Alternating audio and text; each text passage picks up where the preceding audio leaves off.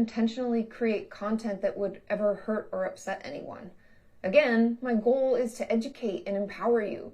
And I was honestly shocked. I don't feel encouraged or empowered. For the longest time, I thought I was the only person who watched Shane's documentary on Eugenia, and you don't know how was just like, was this something grossed out by it. There were so many moments in it where I was genuinely wondering, why would you say that to her? I have heard enough. Like, why would you say that to her? And it's like, in this video, she's going on about how all this information she shared really came from an accredited psychology book, which explains the different layers of being a psychopath. And it's super cringy because it's like, okay, if that really is her excuse and it's legitimate, then this is how American psychologists are trained to treat their patients. Like, just put on this mask. I grabbed my DSM, which I grabbed my DS and started playing some Mario Kart. And many of you may not make even know them what that feel is. comfortable, And the do DSM whatever is you the have to American do to make Psychological that patient feel Association's comfortable. All the time she's just saying the weirdest things to her. Mental health professionals such as myself, and it's utilize like, this book you're when on they're sitting on diagnosing her our bed patients. in one of her bedrooms in her house. It Like, can help make sure that we're giving our why patients are the right you kind talking of care. to her like that? Understanding their That's the problem. I don't give a shit what you do with your patients. What I give a shit about is that you're going on a platform with millions of views and calling people psychos and crazy, and you're scared of them, and you need to take a shower after you talk to them because they're so crazy and psychotic and disgusting and creepy and ugly. Argued that there is a difference between psychopaths, sociopaths, and those with antisocial personality disorder. But as far as the DSM is concerned, as well as my training and the research that I did on the topic, they're all really the same. The only real diagnosis for these things is antisocial personality disorder. However, just like any other mental illness, everyone will experience it differently. And Katie will make fun of all of them equally. Some people will have all their criteria, while others will only have some. Also, some people can feel like they're born with a mental illness, not remembering a time when they didn't feel the way they feel or just be the way that they are, while others can feel like it was caused or triggered by a trauma. This is an awful response video to hate. I feel like this is giving me equally enough to, like, hate you more for. What Shane wanted me to do was... BTW, the terms psychopath and sociopath are outdated, and people with ASP have been telling people to stop using them. They're really being taught to oversimplify the whole meaning of what it means to be human and what it means to have a mind behind being human.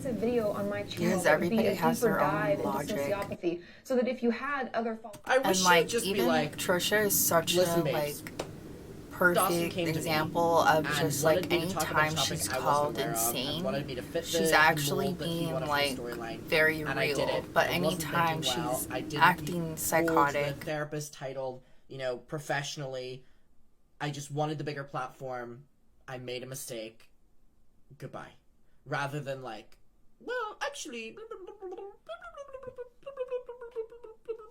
it's so funny that he is like this. Like, questions or concerns, you could hopefully find them there. And my channel is an education channel, and therefore It would be much less dramatic than Shane's. And I understand people are upset that the conversation about mental illness was so dramatized in his video, but have you ever watched any of his conspiracy videos before? They're always dramatic. And it's super shady that she would bring up Shane's edits. She's just like, well, Shane edited this to make it look super dramatic. She should have said, y'all, I was like, a paid no, actress. homegirl, you chose to put those words. Mental health is not your fucking drama, especially if you're coming across as a therapist. And that's why they came out at the same time. This video is awful. So that you can have no wonder the easy comments access to all the information. And if you haven't watched my video on that, I'll link that in the description as well. And it's also important to understand that those with antisocial personality disorder do not suffer from their illness. This video I'm sorry, what was that? Like, this is a really, really, really bad video. many various case studies that they showed just to let you know how someone with antisocial personality disorder could experience the symptoms. For example, one person that they followed was a successful businessman, and they tracked him back when he was a child. They'd asked many people he grew up with and his parents, and they found that when he... Her entire video is really just doubling down on it. They're not all violent, but they all are icky. When he was little, he enjoyed killing frogs. That's something he did. But he was never physically violent with other people when he was an adult. What? So that was kind of one version and one person's story of how they experienced the symptoms. And then a whole another one was there was this woman who would steal stamps from post office every few months. Just where are we going with this? What? Girl, you are crazy. Because she could, and she wanted to, and she wanted to show she'd get away with it. She felt powerful knowing that she could do it. Does she have and clients? So I just give you those two case studies to kind of let you know that everyone... Case studies is apparently what that was. One is going to be different. Those are vastly different stories. We're all different, right? But it's also important to know that having a mental illness doesn't mean there's that you like aren't weird little responsible for your tidbits in this actions. video where she's We like are justifying all what she's responsible for doing actions. and then And if we're justifying manipulating by others to get what saying we like want, people, that's a terrible psychopaths are thing just who they and are. not okay. But then and when I said it's just gross the thing and really she's saying, creepy, I was saying that in it's relation like to you're people literally who don't feel describing remorse for yourself harmful acts. and shame. If you watch the video, that's what I'm Aaron, I think so much of this video is just her saying like blanket statements. referring to. I'm not saying everyone is creepy or gross. She's basically calling herself a psychopath. Girl, we got you on tape. But she's not really like hearing it. She's just justifying also herself. said you wanted to take a shower after talking with them. But if someone is hurting you and knows they're doing it, yet doesn't feel bad and will keep doing it until they get what they want, that's not a nice feeling or an exciting thing to discuss, you know? That's why the mental illness isn't discussed frequently.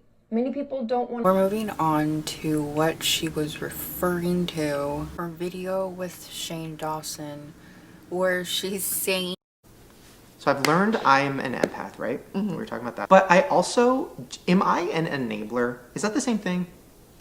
Not necessarily. Empath really means you can feel for other people. And that's not a technical diagnosis. Oh, like okay. it's a kind of type of person. Like I consider myself that way too. I can usually feel like, for lack of a better term, like vibes off of people. Yeah. Like I can get a sense if someone's having a really hard time and like has a heavy heart. I can feel it. And I think it makes me be a better therapist because my patients essentially can't hide it from me if they're having a hard time, and that allows me to help them more quickly versus taking their word for it. Same with friends or family. Yeah. And you'll notice But as she's explaining... An enabler is someone who explaining what an essentially empath for the most is. part in a codependent relationship of some sort. Like people talk about a lot She's with alcoholics actually or using abusers the- where they don't do anything to force them to change or to the psychological they term, allow their life to keep going. Like so which an example is of just something I'm saying doing a if good you're job an of empath, explaining it means you're an example would you're be, really good at let's reflecting say, other people's symptoms. I was like a raging alcoholic because you're and sympathizing Sean, with my them husband, on was an such a deep enabler, level. and so he would make sure he made enough money to pay the bills and to make sure I could still purchase alcohol, and would make sure, get me Uber credits so I could get around, so I didn't drive drunk, which everybody thinks is responsible, but you're just enabling the behavior. Right. I've been using the wrong term then for me because like through these series, but also just through my life and all these revelations I've had in the last 3 months, I have had a lot of people in my life who might be narcissists. So you can which see we talked about in how the series, Shane and, asking we didn't if fully he's go an into it, but enabler or basically empathic a narcissist just really shows that he has has no empathy, fucking clue what he's talking but they're about. Like, they he didn't even have know everything's the kind of about correct them. thing Yeah, to ask. they feel so bad as who they really are, so they kind of puff up and they put this like protective. I'm an enabler because like I'm not able to help them change, but I guess that's not what that is. No, I think you feel, and I could be wrong because I'm not with you like 24/7. Surprise, surprise. But I think that you And feel this for is people what so Dr. deeply, Drew and explained you really care about well, people, where it's authentically. like So he if someone called it is like hurting, hyper because narcissism. narcissists what really he's are hurting, explaining, but they just but don't know how to Katie express is it. kind of like undermining it and trying show to it in a make real it sound way. They better show than it it by actually is. being hurtful to others. So I think you sense the pain and you go in to try to help. Yeah. But it's like, nope, Wait. nope, because they're not ready. Wait, okay. So there's a situation in my life. It's nobody that you guys know. It's not like a YouTuber or whatever. But there is a situation in my life where I'm pretty sure this person. And this is what I'm talking about, the reflection. Mm-hmm. I don't know for sure. Actually, they told me, so I know. And it was confusing to me because I do care about this person and they are hurting. But then I was like, well, are they lying to me? If they're narcissists, then they're not sad. Then that's just a lie. But no, they can be sad. But they're sad. They are hurting. Yeah. So how, if somebody at home is like, if you're in a friendship and maybe the other person is all about themselves all the time and always talking about their problems and they're this and they're that and it's draining you, if that person has a revelation and says, I think I'm a narcissist and I want to change it, what do you do? What do they do? How do you help? Encourage them to see a professional, because I know people talk about personality disorders as if they like can't be cured, but they can. Like, people can get help and you can change. You just have to want to, and that's the hard part for some types of personality disorders, because people don't want to get better. Right. But with narcissists, for the most part, not everyone, but a lot of it's born out of trauma. So they've been hurt so much as a child or as a young adult that they don't feel whole and safe and secure and confident as themselves. So they put up this front. And in her other videos, she did explain that 1 in every 25 person is a psychopath or some type of psychopath. You know? And so they do when that. I was a And so little I think girl, that if number someone was doesn't at admit 1 it in every and is like, 100. I don't like A this few about years myself, before she that's made this a video, that huge number step. was That's at the 1 in hardest every step, 30. which a lot of people don't And even now take. today So if it's they're at there, 1 in then 25 people offer are to support and psychopaths. offer to help them find the right therapist, someone who can be compassionate. You're going to need to find a therapist who really understands and is compassionate. A narcissist I always thought was like Regina George in Mean Girls, or like the obvious like popular girl, whatever. It's not always like that. And the more I've like really realized about things and people in my past and all these things, sometimes it's the person who's always positive and always like happy, and that's just not real. Yeah, it's a fake persona they put out to get, in the same way we talked about like antisocial personality disorder, how they can put out a front or like a mask to make people think that they're a certain way. And he kind of Narcissists do it to explained protect their that inner that's how what he sad person does. or upset person. And you know, that doesn't, just like with antisocial personality disorder, it doesn't mean they're all dangerous or terrible. It's just coping skills. Right. So like they're putting that out to, you know. And Shane does that when so he's in a depressive hole. You can tell because but the thing that's important to remember, especially for Ryland's eyes, because necessary. There's something about Shane that just completely shuts down when he gets into holes of depression. They'll just suck There's all like the love and energy and support you have. When he says he's dead inside. You know, I'll come back in like 3 weeks and you'll be in that robe and like just laying here. Yes. Also, speaking of boundaries, I do want to bring this up because people are going to be like, oh, they didn't talk about He doesn't whatever. actually like stop I didn't make a and list or anything because we sympathize should talk with the about this because I people want this to around be real, him. but He just like people has were no saying, problem it was, saying really irresponsible and snarky unethical comments. that you were Okay, attacking I'm this sure person. My 12 agenda minutes is really more was than like, enough okay, to get the first of all, Jake gist was of like, that. oh, literally do whatever the fuck you want, Shane. I don't care. I literally don't care what you do. You can hit me with a bulldozer. To be an expert. Okay, we switched over to iNabber's channel where he's very blunt and straightforward about his opinions. They do have some kind of level of like understanding of emotionality. They like try to pander to you to make you feel bad for them, because pity is a really powerful emotion to the Doesn't Shane do that in like every single one of his Not my videos? I work with eating disorders and self-injury. If it's not your speciality, why are you here? Why? Why are you here? Why in a video which is going to get 20 million views? A lot of young people, a lot of people that have no idea about sociopathy, which Katie Morton has actually said after this series before. Why is she here if she isn't an expert that specializes in this specific thing? If you're going to do a video about sociopathy, get an actual expert on this specific thing. Hollywood, it into is the video.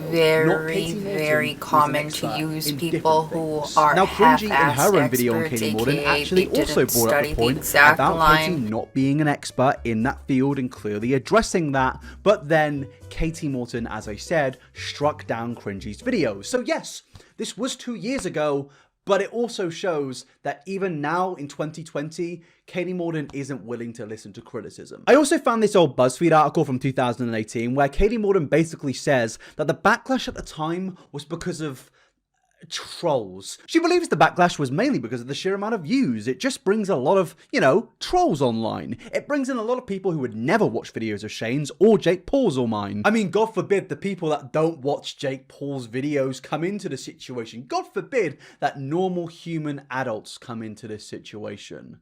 Because do you really believe that Jake Paul's fans, are older than 12? That person says they don't specify in that field. Do you not see the problem there? People want an actual expert who has a full understanding of what is going on. If anybody could tell me what to look for, it would be you. Because I feel like you spot them. You can feel them. And once again, she already stated that. She says she's empathic, so that's what she means by I can feel the psychopaths.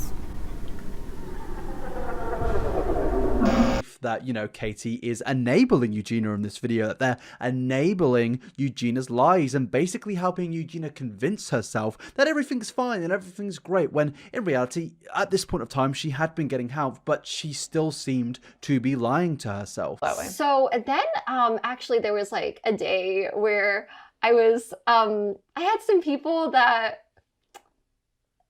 we were kind of friends at the time. We weren't really like, and the way Eugenia brings that up, she kind of make things is into saying later, it and but they smiling me about to, it and creating that eye contact like, go during out with specific moments, and as they if told me she that we were already going knows to that an Katie escape knows. Okay, I've never done one of those. Really? I did I think one. Okay, they sound one or fun. two. But so they invited you out, yeah. They're about like puzzles and stuff. So yeah, you have to solve the riddles to get out. And it's like, shut the fuck that's up, what I thought we were Eugenia's going to, and I was trying kind to of talk. like, okay, We don't give a fuck I'm going about to their Katie's place. We're gonna go life. to an escape room. I know that's her way of cool, I guess. trying to So then I ended up going relate over to there, Eugenia, and but it's like, everything shut the fuck seemed up. normal. Then they kind of sat me down, and we were talking pretty normally.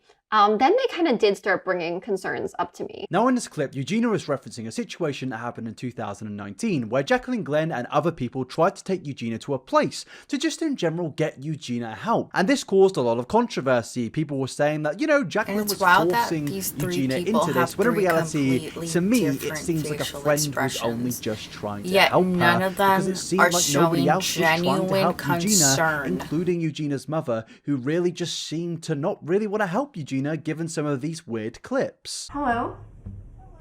Hi, so just so you know, is my Switch still upstairs?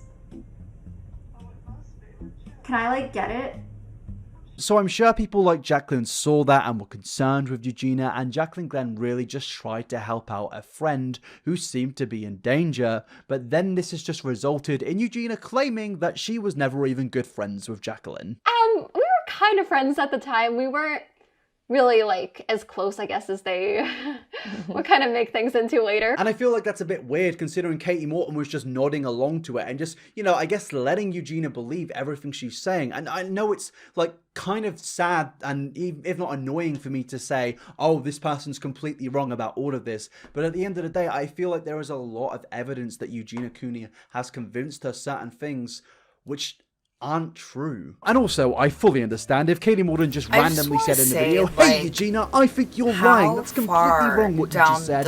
I get that is would our be dangerous, society. What I'm trying to say is that this people video like doesn't Katie need to Morton exist. I just are on don't TV think it does, because all it is doing saying is that enabling putting on a Eugenia's mask behavior and really just perpetuating lies. around And now if you sociopaths completely or disagree with that point, then psychopaths fair is enough. But normal. what about this? Like, Eugenia you have Cooney to walk on announced last year eggshells that she was around going to them. seek You have to help, take care of but their then feelings. a few months later, after she can't let got them the think help, they're she was then wrong. put in a YouTube Like, video with Shane Dawson and Katie Morton, which got 30 million views only around 5 months after she got help, which to me seems very, very irresponsible. I understand that I'm not an expert, but at the end of the day, if somebody has only just got help and they're now being put on the platform where the video is getting 30 million people coming in to watch it, well, that's dangerous. That's not safe. That could possibly put so much pressure on somebody, especially Eugenia Cooney, who has basically had a history of I hate to say it, but lying and not really being truthful about and herself. I don't think Eugenia actually had this immense pressure everyone's making it out to seem.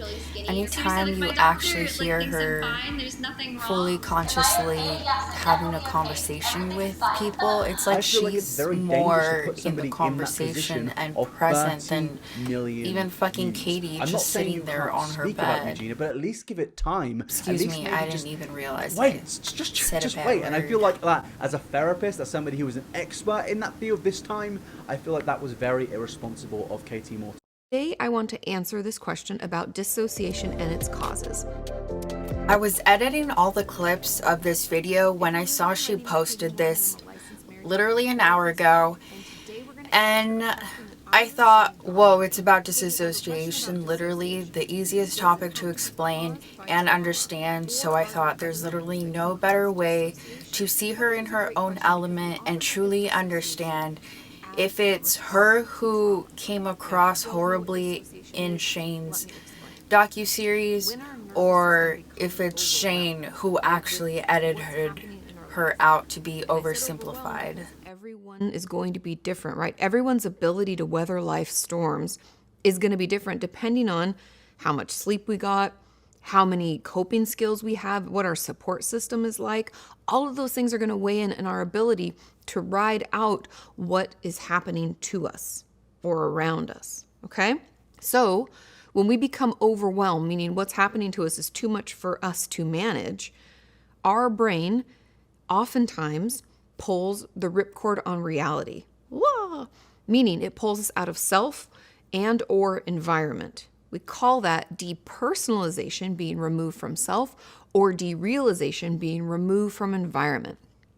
This experience can feel like watching yourself like you're on TV or in a movie. It can feel like you're in a fog. It's like hazy. Or you can feel like you're like watching yourself do things just slightly out of body, almost like you don't have any control over what you say and do. Now, all of that experience is what we like to call dissociation. Now, that overwhelm that I talked about is often connected directly to trauma. And that makes sense, right? Because trauma in and of itself is that overwhelm. It means what happened to us was too much for us to manage in the moment. We feared for our own life and safety, or the life and safety of someone else that we see or care about, and we're traumatized, right? So, like when you're in class and you start disassociating because what you're being taught is completely irrelevant. Now, I like to think of dissociation on a spectrum, starting off with what I call the space out. Have you ever left from a really stressful interview or work presentation, or just had a really, really long day and you don't remember how you got home? I think of that as like the lowest level of dissociation. We're not really present. We're removed from self. We don't have any memory of it, which is usually an indicator that some dissociation has happened. What that's called is a dissociative fugue, which is a part of what I talked about earlier, the DPDR, the depersonalization or derealization. Okay? I want to make sure we're following because I know this can be a lot to take in. So that low level, when we don't have any memory, I think is always a little red flag where we think, maybe I was removed from myself. I don't remember how I got home. And this also cannot be induced by drugs or alcohol. Just overthinking in general. I just spaced out and made my way home. We also find a lot of people when we feel overwhelmed by our life, let's say things are stressful at home or at work, and we daydream a lot. Like we create almost like an alternate reality of our life, of what we wish would happen. It's not just daydreaming where we're like, oh, it'd be nice to be on a beach right now. That would be really relaxing. It's more like, imagine if I had a different life and my life looked like this. And it's like we play it out. We even create whole personas for ourselves and other people. The other end of the spectrum is what we call DID, or dissociative identity disorder, which used to be called multiple personality disorder. I have videos about that if you want to learn more. But I just want you to think of dissociation on a spectrum, because I think that better helps us answer this question. In order for us not to be even more traumatized or more overwhelmed, our brain's going to pull the ripcord. We can feel out of body, out of environment, until it feels better to come back. Now, that can take minutes, that can take hours, that can take days, some people that can take weeks and months. Everyone's experience is different. However, that same overwhelm can be attributed to non-traumatic things. I had a really, really intense work meeting and I'm afraid I might get fired. Super stressful, right? I can dissociate. I can get into an argument with a loved one and I can dissociate. There are a lot of reasons that our brain will pull the ripcord, essentially because the goal of dissociation, it's honestly adaptive coping skill because we don't know what else to do, right? The situation we're placed in feels like too much for us to manage. What are our options? I don't know. Wah, right? We pull out. And so anything that feels overwhelming to us, where we don't feel like we have the resilience, and these are all what they call the window of tolerance, right? Triggers what we can't weather, our brain can remove us so that we don't have to maybe witness anything more stressful. It feels too overwhelming.